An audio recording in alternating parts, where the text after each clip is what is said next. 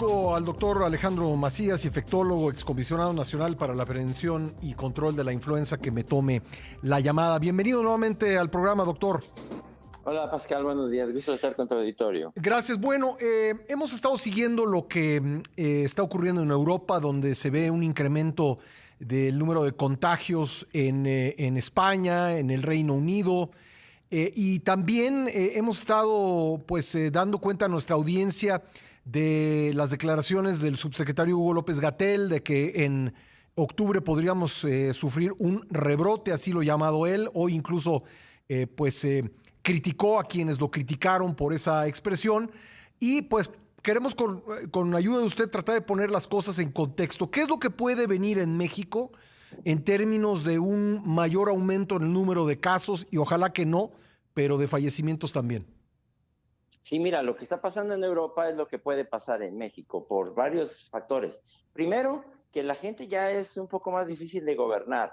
Los que habían hecho caso ya ahora hacen menos caso.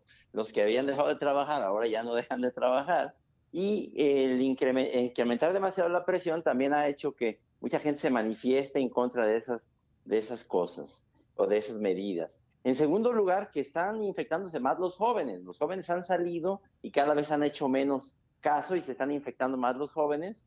Tiene un lado bueno eso, que ha bajado un poco la mortalidad, porque ellos tienen muy poca tasa de mortalidad. Lo que está pasando en Europa es un incremento de las tasas, pero sobre todo en los jóvenes con baja mortalidad.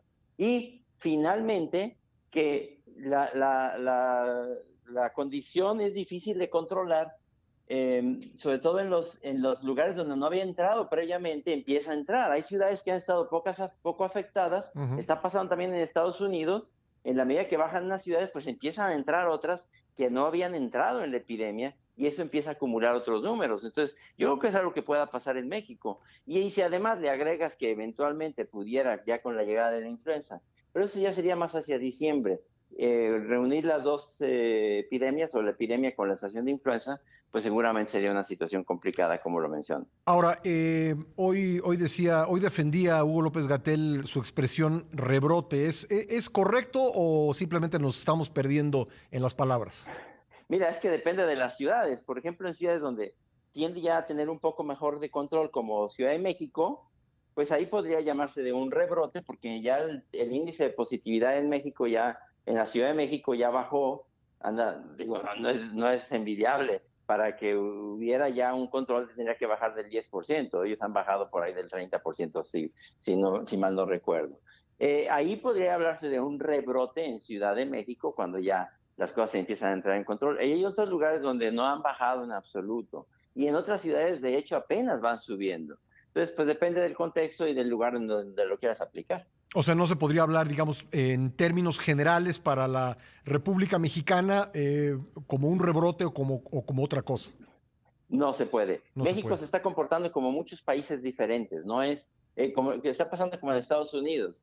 Estados Unidos es como muchos países en donde han entrado cada región a su tiempo, y eso está pasando en México. Y en México todavía hay regiones que han entrado muy poco y van a entrar eventualmente. Entonces, eso va a estar cambiando las cifras. De hecho, pudiera parecer que baje, pero seguramente no se va a ir a cero, porque van a estar entrando otras regiones, y otras en donde ya bajó van a tener repuntes en la medida que se incremente la actividad, o cuando llegue la estación de influenza, sin duda.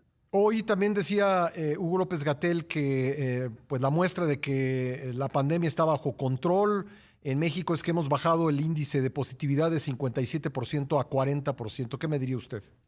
Sin duda es mejor 40 que 57, pero hay que decir también que todavía nos falta mucho para bajar a 10%, que es lo que recomienda la Organización Mundial de la Salud y la Panamericana de la Salud. Que lleguemos a estar a menos del 10% a nivel nacional nos va a tomar por lo menos lo que resta del año, si no es que buena parte del año que entra. Es verdad que es mejor ya 40% que 55 y hasta 60% que llegó a haber en algunas entidades.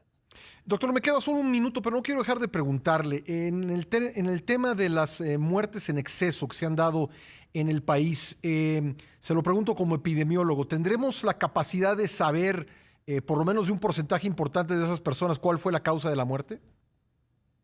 Mira, seguramente ahí va a haber muertes directas. Hay que decir que la gran mayoría se deben a la pandemia. Ahora, Que no todas van a ser por el virus, es verdad, porque hay muertes directas e indirectas. Directas es el que se murió por el virus, pero indirecta es el que, por ejemplo, tenía diabetes y no se pudo atender porque estaba ocupado el sector salud en otras cosas, Sí. o porque no quiso ir a que lo atendieran y tenía un problema de hipertensión y le dio un infarto y se murió de un infarto, pero realmente se murió de la pandemia. Entonces, ahí van a estar muy difíciles de discriminar las muertes directas de las muertes indirectas.